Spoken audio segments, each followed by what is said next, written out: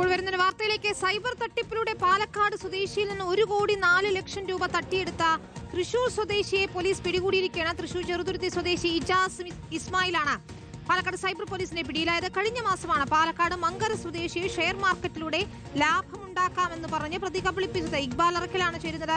വിശദാംശങ്ങളുമായി ഇക്ബാൽ. 1-2 രൂപയല്ല, 1,04,00,000 രൂപയാണ് ഇത്തരത്തിൽ തട്ടിയെടുത്തത്. എങ്ങനെയായിരുന്നു ഈ തട്ടിപ്പ്? ഇപ്പോൾ പ്രതിയെ പിടികൂടിയിരിക്കുന്നു. വിശദാംശങ്ങൾ എന്താണ്? വിനീത, കഴിഞ്ഞ മാസമാണ് ഈ തട്ടിപ്പിന് ആരംഭം നടക്കുന്നത്. അതായത് ഫേസ്ബുക്കിലൂടെ ഈ മങ്കര സ്വദേശിയെ തൃശൂർ ചെറുതുരുത്തി സ്വദേശിയായിട്ടുള്ള ഇജാസ് ഇസ്മായിൽ സമീപിക്കുന്നു. ഷെയർ മാർക്കറ്റിലൂടെ വലിയ രീതിയിൽ വരുമാനം ഉണ്ടാക്കാമെന്ന് പറഞ്ഞുകൊണ്ടായിരുന്നു തട്ടിപ്പ്. ആദ്യം ചെറിയ നിക്ഷേപങ്ങൾ വാങ്ങുന്നു, പിന്നീട് അതിനുള്ള ചെറിയ രീതിയിലുള്ള ലാഭങ്ങളും നൽകുന്നു. ഇത് വിശ്വസിച്ച് പിന്നീട് മങ്കര സ്വദേശി പലപ്പോഴായി ഇജാസ് ഇസ്മായിലിന്റെ അക്കൗണ്ടിലേക്ക് നൽകിയത് 1,04,00,000 രൂപയിലധികം രൂപയാണ്.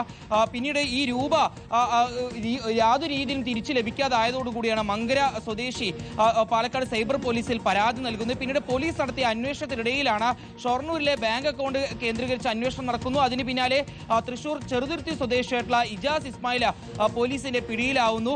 ഇജാസ് ഇസ്മായിലിന്റെ ബാങ്ക് അക്കൗണ്ടുകൾ പരിശോധിച്ചതിൽ നിന്ന് 4 സംസ്ഥാനങ്ങളിൽ നിന്നുകൂടി ഇയാൾക്കെതിരെ പരാതികൾ ഉണ്ട് എന്നുള്ളത് പോലീസ് മനസ്സിലാക്കുകയായിരുന്നു. മഹാരാഷ്ട്ര, ഡൽഹി, തെലങ്കാന, അതുപോലെ തന്നെ ആന്ധ്രാപ്രദേശ് ഉൾപ്പെടെയുള്ള സംസ്ഥാനങ്ങളിൽ നിന്നാണ് ഇജാസ് ഇസ്മായിലിനെതിരെ പരാതികൾ ഉയർന്നിട്ടുള്ളത്. ഇയാൾ വ്യാപകമായി ഇത്തരത്തിൽ സൈബർ തട്ടിപ്പിലൂടെ ആളുകളിൽ നിന്ന് പണം തട്ടിയെടുത്തിട്ടുണ്ട് എന്നുള്ളതാണ് പോലീസ് മനസ്സിലാക്കിയിട്ടുള്ളത്. ഏതായാലും ഇയാൾക്കെതിരെ കൂടുതൽ നടപടികൾ ഉണ്ടാകും. ശരി, വ്യക്തമാണ്. ഇക്ബാൽ അറക്കലാണ് വിശദാംശങ്ങൾ നൽകിയത്.